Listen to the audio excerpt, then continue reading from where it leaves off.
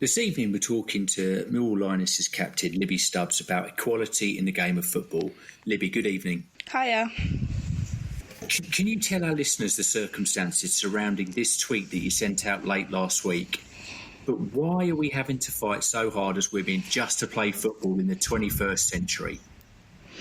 Yeah, of course. So basically I saw a couple of articles go out last week sometime about the FA's decision to stop girls' academies from playing football during this lockdown, whereas the boys' academies were still being allowed to play. I just thought it was quite strange in the fact that the boys' academies are linked to the Premiership teams, as are the girls' academies linked to the WSL and Championship, who are still playing. Just couldn't really understand the reasonings for them stopping the girls' academies from playing, even though they are at the same standard as the men's in playing for the teams that are classed as elite. There are a couple of other disparities as well, aren't there? Can you tell me about the FA Cup? Also, as well, I saw another article about the decision to suspend the FA Cup and postpone the fixtures for the first round, which again is another inequality, as the men's still has carried on playing through the first round, as we see last weekend. Do you think that this inequality stems from anything more than just financial inequality, which when I came to research this, I looked at a number of different examples, one of which I found was to do with our own dear Tim Cahill. So in his last stint with Melbourne City in 2016-17, he was paid 3.5 million Australian dollars, which would have paid the contracts of 181 women who competed in the W League that same year.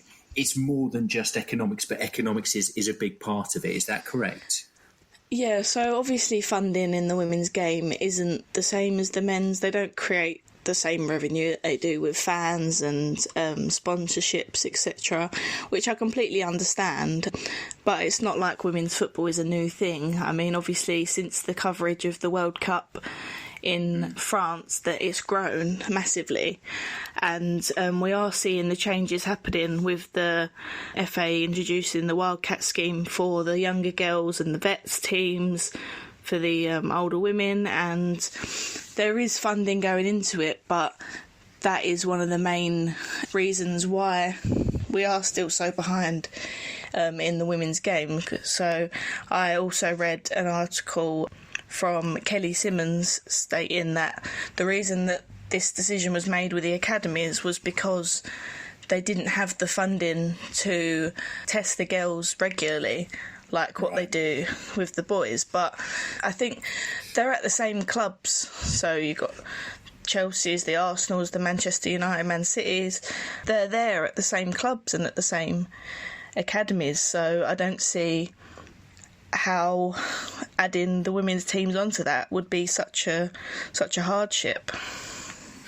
We're also seeing examples of, the word elite has been mentioned a couple of times, but some top, what we would deem elite Premiership teams, whose maybe their women's setup has not met the same standard as what I think we'd expect in terms of equality. I think when we talked earlier, you mentioned an example to do with Liverpool. Yeah. I know last season Liverpool didn't get to play that many games at home because they didn't have the facilities. Their pitch that they were using constantly waterlogged or deemed unplayable due to the fact that there was a men's team playing there on a Saturday. So they couldn't play many of their fixtures, and it just halted their season quite a bit, I think. And now they've been relegated to the Championship. Obviously, there's other reasons why other than just the pitch they're playing on, but it doesn't help the fact that a massive club like Liverpool can't even support their women's teams with finding a decent pitch to play on. One of the other clubs would be Manchester United, I suppose, where Casey Stoney, the manager, has stepped up and said about this issue regarding the elite academies, and with Manchester United, they weren't too keen on having a women's team, and for that to happen in the times we're in now is just you just can't really fathom it, to be honest. Greg Clark, the chairman of the FA, stepped down earlier this week after using, let's say, old-fashioned language at best. If you could write a wish list for the new FA chairman, say 2 or 3 things, what would be on that wish list for women's football, but also for equality in women's football? I think, obviously, the top one is the funding. There's so much money in the game in general.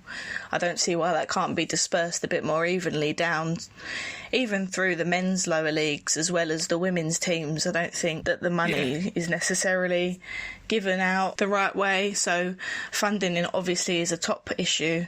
And then along with the funding, that would help my other 2 reasons, which would be ensuring that the teams had the correct facilities that they do. So we're lucky enough at the Lionesses that we have the backing of the Millwall Community Trust, the MCT, who give us this fantastic pitch at St Paul's, but other teams aren't that lucky, and the funding would help them get the facilities needed to be able to play their games regularly and house the numbers of fans that they could have. And then my last point would probably be, it does all stem around funding, but also looking to help support the management staff with getting into the game, because I know obviously here at Millwall, as well as quite a lot of teams, that management, media, sports therapists, they're all volunteers. So it doesn't really give people too much to want to get into the game, because they're thinking, well, I've got my full-time job, I don't really have time to get involved in this as well. So if there was an opportunity for more full-time roles within the women's game, and looking to get management and sports therapists some more funding for them to be able to be paid for the jobs that they do, because they go above and beyond their roles really in the women's game, and it's pure love of the game that they're doing it, but that they need to be rewarded for it as well. Thank you so much for bringing these issues to light. Obviously, the history of the Lionesses could be traced back to 1973. I hope that we don't have to wait another 50 or so years, and we're still having these conversations with, our granddaughters about why there isn't the kind of equality in the sport that there should be. Thank you so much for coming on and talking to us this evening. And when the season does get back up and running, good luck. Thank you very much. Thanks for having me.